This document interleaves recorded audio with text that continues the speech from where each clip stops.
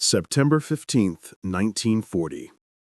Inside the Prime Minister's official residence in Tokyo, cigarette smoke clung to the ceiling. Admiral Isoroku Yamamoto crushed out his third lucky strike, a bitter irony given the American brand. While Prime Minister Fumimaro Konoe asked the question no one dared say aloud. If we go to war with America, what are our chances? Yamamoto's answer would echo through history. For 6 months, maybe a year, I will run wild. After that, I can promise nothing. Military officials shifted uneasily. They heard pessimism. What they missed was certainty. Yamamoto wasn't guessing. He had already measured American production capacity down to steel tonnage and refinery output. The war's outcome had been calculated years before. He knew something the others refused to accept. Japan had already lost any war with America. Time was the only variable. Isoroku Takano was born April 4, 1884, in Nagaoka, Niigata Prefecture. The sixth son of an elderly schoolteacher, his name, Isoroku, literally meant 56, his father's age at his birth. Poverty shaped his early life so severely that sweet potatoes and barley were luxuries. The young officer's career accelerated after 1916, when he was adopted by the Yamamoto family. But the turning point had come earlier, at the 1905 Battle of Tsushima, when he lost 2 fingers on his left hand. Japan's stunning victory over Russia convinced many leaders that spirit outweighed material power. Yamamoto saw what others refused to acknowledge. Russia had been fighting a revolution and projecting force across the entire globe. America would not suffer such disadvantages. He needed to see the United States firsthand, and in 1919 he did. In April 1919, Commander Yamamoto stepped onto Harvard's campus. Officially, he was there to study English, in which he earned a mediocre C+. In reality, his true education was self-designed. He slept only 3 to 4 hours a night. The rest of the time he spent buried in Widener Library, poring over U.S. steel production tables, petroleum geology, manufacturing reports, transportation infrastructure data. His room filled with maps, charts, and notebooks. Then summer came, and Yamamoto vanished. He traveled across America by freight train and hitchhiking, eating bread and bananas to save money, studying the nation's industrial arteries. In Texas oil fields, he realized, oil is the blood of modern war. America has oceans of it. Japan has none. He was only beginning to grasp the scale. Summer 1920.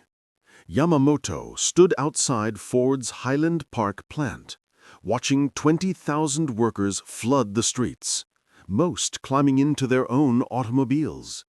In Japan, even an officer owning a car was rare. Inside, the assembly line shocked him. A Model T rolled off every 45 seconds. Production time, 93 minutes from raw steel to final car. Ford employed more workers than the entire Japanese Navy. Ford consumed more steel daily than Japan produced weekly. This wasn't manufacturing. It was industrialized mathematics. Yamamoto filled 3 notebooks calculating the military implications. If America could mass-produce automobiles, it could mass-produce tanks, trucks, aircraft engines, ships' components. He realized Japan could never match this capability. From 1926 to 1928, Yamamoto returned as naval attaché in Washington. Now free to travel with diplomatic status, he updated his assessments, and what he found terrified him. America's numbers had doubled since his Harvard days. Steel, 48 million tons. Oil, 770 million barrels. Aircraft, thousands per year. He visited steel mills, shipyards, oil refineries, and aircraft factories. He watched innovation happen in real time. But his intelligence gathering wasn't limited to tours. His true classroom was the poker table. Every Friday, he played with U.S. officers and diplomats. Captain Ellis Zacharias later wrote, "He played poker to study how Americans think."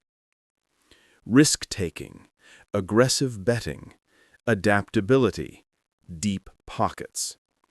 The psychological diagnosis was clear. America could lose battles. Japan could not lose even one. Returning to Japan in 1928, Yamamoto submitted a 200-page report. America's production capacity was 10 to 20x Japan's. Its oil production was 100x Japan's consumption.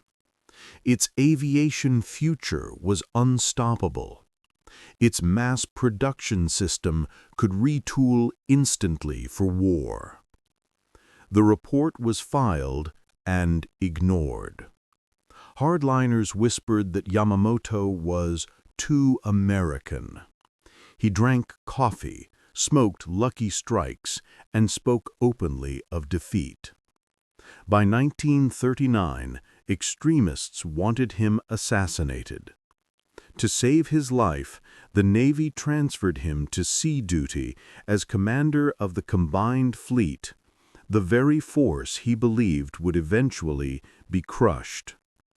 He warned Kano directly, "If we fight America, I can guarantee 6 months. After that, nothing." No one listened. January 1941.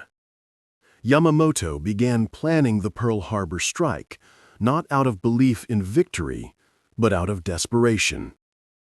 He knew that America was complacent. The Pacific Fleet was vulnerable. Only a first strike offered a chance at negotiation. The attack succeeded tactically.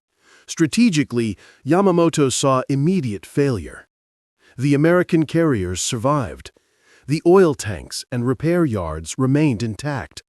Diplomatic errors made it appear a sneak attack, ensuring total war. For 6 months, Japan ran wild, exactly as he predicted. Then, June 1942 arrived. Midway, the turning point. 4 Japanese carriers lost, irreplaceable. American production was only ramping up. Yamamoto quietly told his staff, "From this moment, we fight only to delay the inevitable." By 1943, U.S. production reached mythic levels.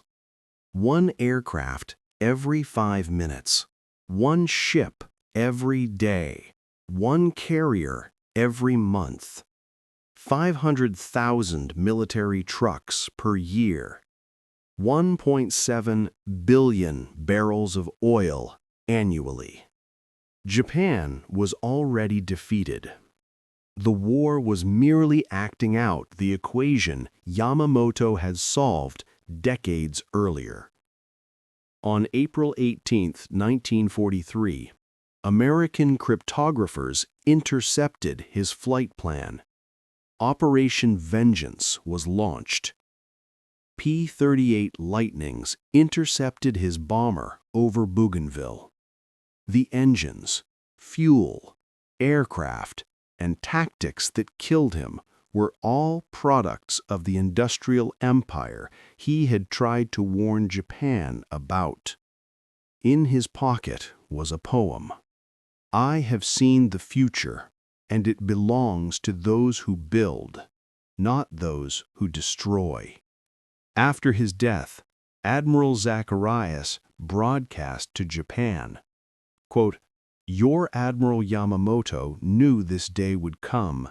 He measured our factories, our oil, our science. He warned you. You did not listen." By 1945, the prophecy was complete. America's industrial, scientific, and resource power, everything Yamamoto witnessed firsthand, crushed the Japanese Empire.